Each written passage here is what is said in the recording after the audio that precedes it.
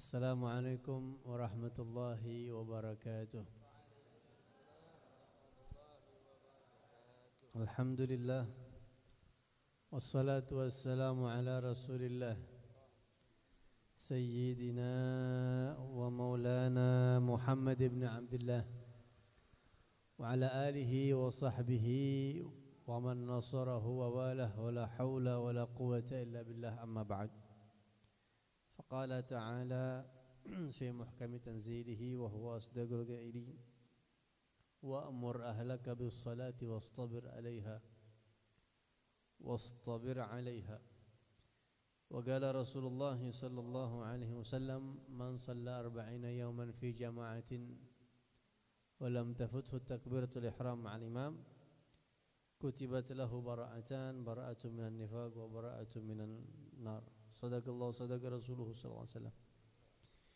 Al-mukarramun, para tokoh bil khusus akhina Al-Habib Faisal bin Uthman Al-Haddad, para kiai, para pemuka agama, para tokoh masyarakat, bil khusus Kiai Haji Mulka Nasir, Al-Ustadz Hasan Mabruri, dan juga Bapak Haji Eko Hartono sebagai ketua DKM dan jajaran beliau yang saya tidak sebutkan namanya satu persatu. Al-Mukarram Bapak Bambang Sutejo, ketua PHBI, Bapak Haji Syamto Hendro, ketua yayasan, Bapak Samsir Lubis sebagai tokoh masyarakat, Bapak-bapak, ibu-ibu sekalian yang dirahmati oleh Allah Subhanahu wa taala. Sebelumnya saya minta maaf kalau saya menyampaikan tausiah dalam kondisi duduk, tapi mudah-mudahan insyaallah tujuan kita adalah ingin menyampaikan apa yang bisa kita jadikan pelajaran dari peristiwa Isra dan Mi'raj ini. Bersyukur kita kepada Allah, ini malam kita meluangkan waktu kita untuk mengenang satu peristiwa yang sangat besar, yaitu peristiwa yang memang layak untuk diperingati dan diimani, bahkan yang kalau ada orang yang tidak percaya dengan peristiwa tersebut, maka dia dianggap telah keluar dari Islam, yaitu peristiwa Isra-nya Nabi Muhammad SAW. Demikian juga kita peringati Mi'rajnya Rasulullah SAW yang begitu banyak hikmah di balik peristiwa tersebut, banyak hikmah. Malam ini saya tidak akan mengutip banyak pelajaran, tidak menyimpulkan banyak hal. Apalagi tadi sudah disampaikan oleh Ustadz kita banyak pelajaran-pelajaran mungkin yang bisa kita ambil. Kalau kita semuanya tahu dan tadi juga dibahas bahwa malam Mi'raj itu Nabi Muhammad diberikan perintah sholat 5 waktu. Pertanyaannya adalah, mungkin kita sudah banyak yang tahu, mungkin sebagian ada yang belum tahu. Apa hukumnya sholat berjamaah? Salat 5 waktu berjamaah dalam Islam, apa hukumnya? Mungkin kalau kita tanya sama anak-anak kita, banyak yang belum terlalu, kalau orang Betawi bilang ngeh gitu ya. Apa ngeh bahasa Indonesianya? Bahasa Indonesianya ngeh apa tuh? Ya. Enggak perhatian begitu ya, enggak perhatian. Apa hukumnya salat berjamaah? Ya. Salat yang 5 waktu itu dilaksanakan berjamaah, apa hukumnya? Mungkin juga kita yang hadir di sini sebagian masih simpang siur ya, mungkin ada yang rasa-rasanya hukumnya ini atau itu begitu. Nah, ini kita perlu tahu. Apa hukumnya? Kita masyarakat Indonesia kan memang menganut madhab Al-Imam Asy-Syafi'i. Kalau bahasanya genetik kita ini genetiknya Imam Syafi'i sebenarnya. Orang Indonesia kan orangnya kalem ya, lembut. Orang Indonesia kan begitu karakternya ya. Orangnya baik, pemaaf, sering lupain kejahatan orang. Dibohongin berkali-kali masih percaya aja, saking baiknya. Tanda orang baik itu gampang dibohongin, itu tanda orang baik. Dibohongin berkali-kali masih percaya begitu. Yukhadi'una Allah walladzina amanu wa ma yakhda'una illa anfusahum wa ma yash'urun. Tanda-tanda orang beriman itu gampang dibohongin gitu. Karena dia percaya. Kenapa percaya? Orang dia nggak pernah bohong, jarang ngebohong sama orang, nggak bohong. Jadi ya percaya, disamain sama dia begitu. Nah, genetik kita ini genetik Imam Syafi'i ini madhabnya banyak keringanan di dalam madhab Imam Syafi'i, banyak kemudahan. Termasuk dalam sholat berjamaah.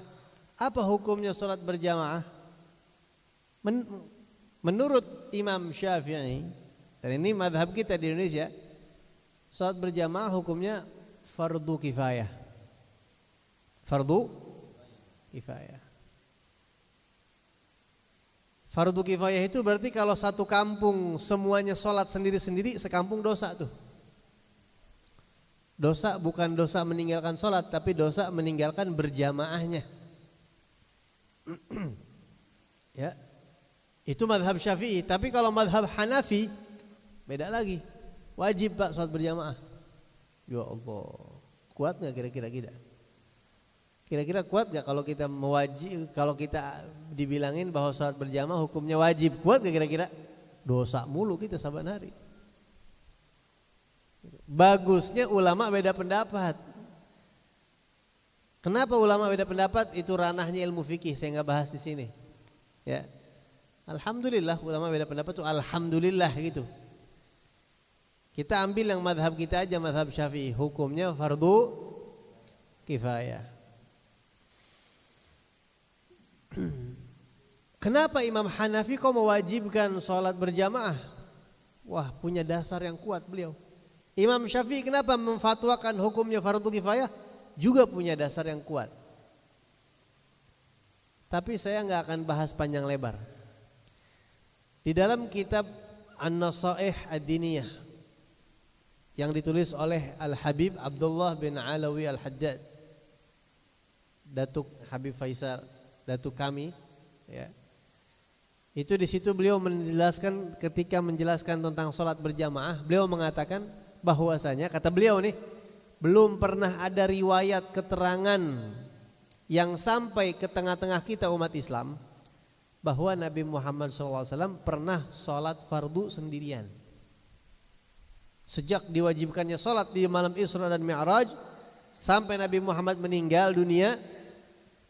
Kalau ada pertanyaan begini nih, pernah gak Rasulullah sholat fardu sendiri? Jawabannya, belum pernah ada keterangannya. Atau kita lebih sederhanakan lagi, sejak sholat diwajibkan oleh Allah di malam Isra Mi'raj, setahun sebelum hijrah, sampai Nabi Muhammad meninggal dunia di kota Madinah, tinggal 10 tahun, berarti 11 tahun Nabi Muhammad sholat full berjamaah, gak pernah sendirian. Nggak heran kalau Imam Abu Hanifah mengatakan sholat itu wajib.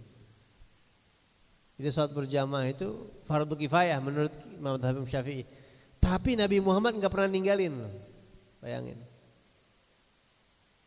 Ya, bukan cuma Nabi Muhammad, sahabat-sahabat besar itu nggak pernah ninggalin sholat berjamaah. Sayyidina Abu Bakar Siddiq, Sayyidina Umar, Sayyidina Uthman, Sayyidina Ali. Mereka itu 5 waktu full berjamaah, full. Al-Imam Asy-Syafi'i seumur hidup full berjamaah. Al-Habib Abdullah bin Alwi Al-Haddad Sahibur Ratib seumur hidup dari kecil, dari sebelum balik sampai meninggal dunia umur 89 tahun kurang, full berjamaah, full. Gak pernah sholat sendiri Pak. Ya Allah. Nggak usah ambil contoh jauh-jauh dah, Syekh Abdul Qadir Jailani, Al-Imam Al-Haddad, nggak usah. Di Indonesia nih, di Bogor ada makam seorang wali Allah, namanya Al-Habib Abdullah bin Muhsin Al-Attas. Itu beliau seumur hidupnya nggak pernah sholat sendiri, seumur hidup, full berjamaah. Jadi para wali-wali yang hebat-hebat itu bukan cuma dikenang keramat-keramatnya, karomahnya bisa ini, bukan. Lihat ibadah mereka, seumur hidup berjamaah, mirip Rasulullah, ngikutin Rasul, benar-benar pewaris Nabi mereka itu. Kecuali beberapa hari sebelum meninggal dunia, beliau sudah nggak bisa bangun dari tempat tidurnya, nggak bisa sholat berjamaah. Ya, pahalanya tetap berjamaah karena beliau ada uzur. Illal ladzina amanu wa amilus solihati falahum ajrun ghairu mamnun. tetap dihitung berjamaah itu karena ada udzur. Jadi bayangkan hadirin sekalian, Nabi Muhammad seumur hidup sholat berjamaah. Para aulia seumur hidup sholat berjamaah. Di Jeddah ada seorang ulama besar namanya Al-Habib Abdul Qadir bin Ahmad As-Seggaf. Belum lama meninggal, berapa tahun yang lalu. Salah satu guru dari Habib Umar bin Hafid. Salah satu guru dari Habib Zain bin Sumaid. Banyak guru-gurunya. Ini Habib Abdul Qadir bin Ahmad As-Seggaf waktu kecil, abahnya namanya Habib Ahmad bin Abdurrahman As-Seggaf. Bilang, Abdul Qadir sholat berjamaah. Iya, Pak. Namanya anak kecil, sholat aja belum wajib. Beliau rupanya enggak sholat berjamaah. Ya, pulang ditanya sama abahnya, tadi sholat berjamaah. Sholat, Pak. Siapa di samping ente? Buktiin kalau ente benar sholat berjamaah. Samping saya si fulan, Mbak. Ayo ikut abah ke rumahnya. Ya Allah. Habis dah. Habis dia samperin, ikut. Ketok pintunya. Assalamualaikum. Waalaikumsalam. Buka pintu. Marhaba Habib. Ente tadi sholat berjamaah di masjid. Sholat Habib, alhamdulillah. Bener samping ente anak-anak Abdul Qadir? Enggak Habib. Ini anak kan berarti kan bohong ya. Ini Habib Ahmad bin Abdurrahman As-Seggaf yang cerita Habib Abdul Qadir sendiri setelah menjadi sepuh. Abahnya Habib Abdurrahman As-Seggaf begitu bilang, enggak Habib, anak kan cuma dilihatin doang, ditengokin doang begini. Pulang. Enggak diomelin, enggak dikatain, enggak diapain, udah begitu dong. Tapi kata Habib Abdul Qadir, itu tatapan abah saya ngelihat saya karena saya bohong enggak sholat berjamaah, sampai sekarang ngebekas, sampai saya tua enggak ninggalin sholat berjamaah. Cuma dilatih doang. Bohong sama abah ya. Begitu Pak. Wali-wali Allah begitu tuh, wali beneran, bukan wali YouTube ya, wali beneran. Kalau wali YouTube recehan banyak. Recehan tuh di YouTube yang katanya wali sampai jengah banget kita dengarnya. Siapa aja jadi wali di YouTube. Ini wali beneran nih. Nggak ninggalin berjamaah. Masya Allah. Kita kembali sama diri kita sekarang. Ya. Kira-kira seberapa kuat kita ngejaga sholat berjamaah. Orang dulu Pak rela ngeluarin duit. Ketinggalan nih, enggak sholat berjamaah, panggil orang sini. Ente temenin anak sholat berjamaah ya, anak kasih duit buat ente. Saking daripada anak sholat sendiri, lebih baik anak keluarin duit, yang penting dapat pahala berjamaah. Bentar tuh orang enggak ikhlas kasih duit, ya terserah itu urusan dia sama Allah. Yang penting anak ikhlas, sampai ngeluarin duit kurang ikhlas apa tuh? Kuburan masing-masing. Ya, udah kuburan masing-masing. Saking mereka menjaga sholat berjamaah. Kalau seandainya sholat 5 waktu berjamaah itu berat Pak, minimal banget. Ada amalan dari Rasulullah SAW. Sekurang-kurangnya ada sholat-sholat yang dijaga berjamaah. Kalau kita ditanya sholat apa yang paling afdol? Sholat apa kira-kira? Sholat yang paling afdol, sholat apa? Jumat. Sholat Jumat itu adalah sholat yang paling afdol. Kenapa? Satu-satunya sholat yang berjamaahnya wajib, sepakat semua ulama, nggak ada khilaf di situ. Nggak bisa sholat sendiri Jumat. Karena dia wajib berjamaahnya, maka menjadi sholat yang paling afdol. Fardu berjamaah. Setelah sholat Jumat, sholat apa yang paling afdol? Subuh Jumat berjamaah. Itu sholat paling afdol tuh. Sholat subuh berjamaah di hari Jumat. Wah kalau dibahas panjang Pak, fadilahnya panjang bahas. Minimal kalau bisa kita nih 2 jaga, usahain berjamaah terus. Isya sama subuh itu usahain berjamaah terus. Khususnya malam Jumat, khususnya malam Idul Fitri, malam Idul Adha, malam Arafah, malam-malam mulia tuh Isya sama subuhnya jaga berjamaah. Ramadan setiap malam Isya berjamaah, subuh berjamaah, jaga tuh jangan sampai kosong. Jangan sampai sholat sendiri. Nangis Pak kalau perlu. Kalau sampai subuh sholat sendiri Ramadan nangis. Nangis kita. Kenapa? Bayangin kalau malam Lailatul Qadar itu datang dan kita sholat isya berjamaah atau subuh berjamaah, itu udah cukup minimal. Rasulullah bersabda, man shallal isya fi jama'atin faqad akhadha bihadzin wafir min Lailatul Qadar, atau kama qala Nabi. Siapa orang yang pas lempengan malam Lailatul Qadar sholat isya berjamaah, maka dia telah meraup pahala yang sangat banyak. Sangat banyak. Mau ngitung enggak pahalanya sholat isya berjamaah di malam Lailatul Qadar? Harus pakai kalkulator, Pak. Kita ajak hitung ya. Innallaha kana ala kulli syai'in hasiba. Allah itu maha menghitung segala sesuatu. Kita hitung. Salat isya berapa rakaat?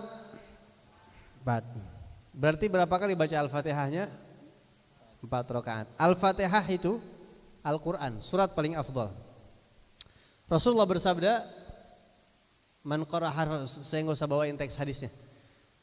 Orang yang baca surat Al-Quran, ayat apapun, surat apapun, maka 1 huruf pahalanya berapa? 10 kalau nggak punya wudu. Kalau punya wudu 25 pahalanya. Itu kalau di luar sholat. Kalau di dalam sholat pahalanya 50 kalau duduk. Kalau berdiri pahalanya 100 per huruf. Al-Fatihah ada berapa huruf? Al-Fatihah ada 155 huruf. Kalau mimnya pendek, Maliki Yaumiddin. Kalau mimnya panjang, Maliki Yaumiddin, 156 huruf. Dua-duanya dari riwayat. Kita ambil yang biasa baca panjang apa pendek di sini? Panjang kan biasanya, Maliki Yaumiddin. Berarti 156 huruf. 156 dikali 100. Karena 1 hurufnya 100 pahalanya. Totalnya 15.600 pahala. Itu kalau 1 rakaat dikali 4. Karena 4 rakaat kan, dikali 4 62.400 pahalanya. Itu kalau sholat sendiri. Kalau sholat berjamaah berapa kali lipat? 27 dikali 27 lipat 1.684.000. Itu kalau di luar bulan Ramadan. Kalau di bulan Ramadan semua amal ibadah wajib kata Rasulullah dilipat 70 kali. Berarti dikali 70. Berapa pahalanya? 117.936.000. Itu pahala baca surat Al-Fatihah 4 kali sholat isya berjamaah berdiri di bulan Ramadan. Itu kalau sholatnya di masjid apa ini Pak? Nurul Hasanah. Kalau sholatnya di Masjidil Haram lain lagi itu pahalanya. 1 rakaat berapa kali lipat? 100.000 rakaat. Makanya saya kalau Ramadan tuh maksain bismillah ada rezeki umroh. Kali 100.000. Ya Allah Pak. Ini 11 triliun 793 miliar 600 juta pahalanya Pak. Kalau sholat isya berjamaah di bulan Ramadan di Masjidil Haram. Itu pahala baca Al-Fatihah. Itu kalau bukan Lailatul Qadar. Kalau pas banget ketepatan malam Lailatul Qadar, nggak muat nih handphone. Saya udah coba. Lailatul Qadar itu 1 malam nilainya sama seperti 1000 bulan. 1000 bulan itu sama seperti 83 tahun. Udah gak kuat. Ini 1 malam. Segini nih 1 malam. 83 tahun berapa malam tuh? Makanya kata Rasulullah, man sholal isya fi jamaah. Siapa yang sholat isya berjamaah, kelempengan Lailatul Qadar, dia sudah meraup pahala sangat banyak. Jangan sampai ditinggalin tuh sholat isya berjamaah sama subuh berjamaah. Ada satu hadis Nabi terakhir. Rasulullah bersabda, "Man shalla 40 yawman fi jamaah." Siapa orang sholat berjamaah 40 hari aja. 40 hari aja sholat berjamaah, ya, berturut-turut. Walam tafuthu takbiratul ihram al imam. Tapi 40 hari itu ada pantangannya, ada syaratnya. Syaratnya itu dia harus takbiratul ihram persis setelah imam. Itu safwatus shalah kata Rasulullah. Intisari salat itu di situ. Likulli syai'in safwah wa safwatus shalah takbiratul ihram ma'al imam. Segala sesuatu ada intisarinya, dan intisari salat adalah takbiratul ihram persis setelah imam. Jadi kalau imam baca takbir Allahu Akbar, begitu terdengar ra, makmum langsung Allahu Akbar. Itu intisari salat di situ. Ya, tapi kalau imam belum nyebut ra, kita sudah takbir, enggak sah salat kita, Pak. Allah, makmum Allah, enggak sah tuh salat. Banyak yang kayak gitu. Banyak yang kayak gitu. Itulah orang yang salat doang ngaji kagak. Itu tadi itu kata Ustaz. Salat doang tapi ngaji kagak ngaji dia, salat doang. Setan kalau boleh ngomong begini, lu sholat dah gida, gua tahu sholat lu kagak sah, asal jangan ngaji aja lu. Tuh setan ngomong begitu tuh Pak. Lu mau sholat, lu mau ibadah, yang penting jangan deket-deket sama ulama. Karena kalau dekat-dekat sama ulama, ibadah lu jadi bener semua, ke surga lu. Lu mau ibadah gitu ya kata setan. Gua tahu ibadah lu acak-acakan, soalnya lu kagak ngaji, kata setan. Setan ngomong gitu, makanya setan tuh godain orang ngaji berat banget. Orang mengkaji ilmu ya. Bukan ilmu-ilmu macam-macam, bukan ilmu kita yang kita pakai sehari-hari itu. Sholat yang benar, mandi wajib yang benar, wudu yang benar, tauhid yang benar, itu yang begitu yang setan nggak mau. Kalau ngaji tafsir mah, wah banyak banget. Kadang-kadang orang ngaji pengen yang keren Pak. Kajian apa di sini? Kajian fikih sholat. Alah itu sih udah fikih sholat. Kajian apa ini? Kitab Sahih Bukhari. Wah ini bergengsi baru pengajian. Tafsir Al-Quran. Ini baru. Yang ngajarnya siapa? Doktor anu-anu. Padahal mah yang manfaat buat dia ilmunya bukan itu. Ya. Walhasil kita kembali ke sholat berjamaah. Sholat berjamaah tadi itu 40 hari begitu caranya. Kata Rasulullah, siapa yang sholat berjamaah seperti itu 40 hari berturut-turut, ini dapat jaminan dari Nabi Muhammad. Kutibat lahu bara'atan. Allah tulis buat orang tersebut 2 pembebasan. Yang pertama, bara'atu minan nifaq, bebas dari sifat munafik. Keimanannya diakui nama Allah. Ini mukmin sejati. Kalau ibarat ijazah dilegalisir, Pak. Keimanan kita dilegalisir sama Allah. Ini mukmin sejati. Yang kedua, bara'atu minan nar, bebas dari api neraka. Saya akhiri dengan satu kisah. Ini kisah ada di kitab Syarah Al-Hikam Al-Imam Al-Haddad. Kitab Al-Hikam itu ada Ibn Athaillah, ada Al-Habibullah, banyak kitab Al-Hikam itu, diantaranya kitab Hikam Al-Habib Abdullah bin Al-Haddad. Disyarahkan oleh Al-Habib Umar Al-Jailani, masih ada di Mekah, masih hidup beliau. Beliau sebenarnya bukan mensyarah, jadi beliau ngajar kitab itu, muridnya ngerekam, dicatat, dijadiin buku sama muridnya. Jadilah satu kitab gitu. Dan akhirnya beliau lihat, setujuin, dicetak, manfaat. Sampailah ke kita dan saya tertarik, makanya saya paksain, saya minta itu kitab. Di situ ada satu kisah. Ada suami istri yang istrinya ini cantik, ya. Dan suami istri ini soleh dan solehah. Istrinya cantik, solehah dia. Tiba-tiba ada satu laki-laki yang enggak benar, ada orang enggak benar gitu, lelaki ahli maksiat, orang fasik, yang demen sama wanita ini, padahal ini udah bini orang. Demen sama bini orang, emang cakep, didemenin. Zaman dulu belum ada handphone, kirim surat nih laki-laki. Gua mau sama lu. Kalau bahasa kitanya, gua demen sama lu. Gua mau dong sama lu. Ya, walhasil diajakin untuk saling suka begitu. Dikirimin surat ini sampai ke si perempuan tadi. Kata ini perempuan, gila nih laki kali ya, saya ini istri orang, kata dia begitu. Ngomong ke suaminya, bang, kalau kata bahasa kita ini bahasa Betawi begitu, bang, ini bang ada orang kagak bener bang. Kenapa? Masa dia demen sama saya? Katanya mau ngedapetin saya, apa aja dia mau perjuangin, begini. Dia demen sama saya, mau ngedapetin saya, emang parah nih orang. Oh, balas suratnya. Kata lakinya, nanti balas suratnya. Tulis apa bang? Kamu bisa mendapatkan saya dengan syarat sholat berjamaah 40 hari berturut-turut 5 waktu takbiratul ihramnya persis setelah imam.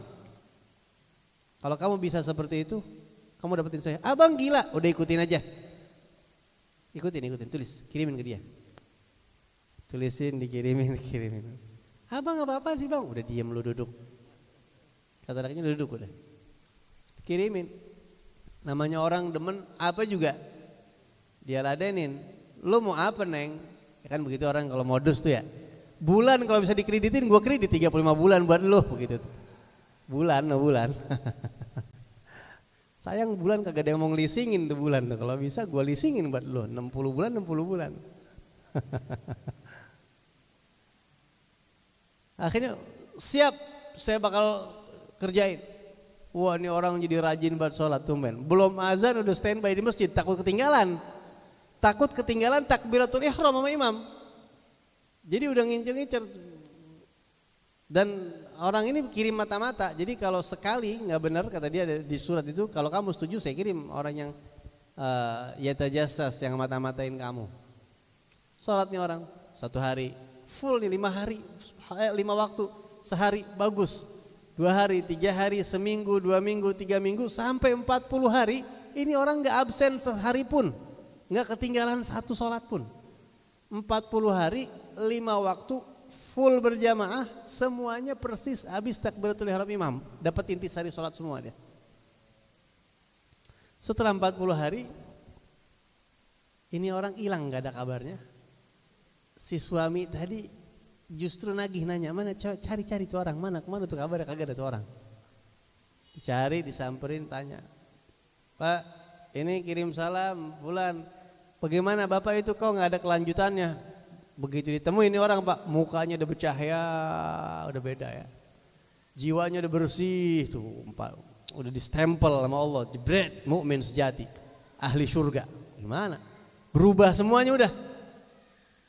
Kata dia, astaghfirullahaladzim alladzi la ilaha illa huwal hayyul qayyum wa atubu ilaih. Sampaikan salam saya sama dia, saya sudah tobat sama Allah.